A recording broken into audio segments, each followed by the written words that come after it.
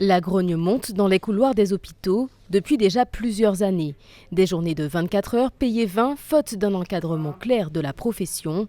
Aujourd'hui, les médecins sont à bout de souffle dans un secteur qui peine de plus en plus à attirer de nouvelles recrues. 30% des postes de praticiens des hôpitaux sont vacants, ce qui est quand même considérable. Eh bien, le risque, c'est que ces équipes soient obligées de fonctionner uniquement avec des médecins intérimaires qui viennent faire des piges à l'hôpital. C'est exactement comme si à l'école, on n'avait pas assez d'institutrices et qu'on les remplaçait par des pigistes qui changent toutes les semaines. Est-ce qu'on accepterait ça pour apprendre à compter et à lire à nos enfants ? Revalorisation des carrières, des salaires et un meilleur encadrement de la profession.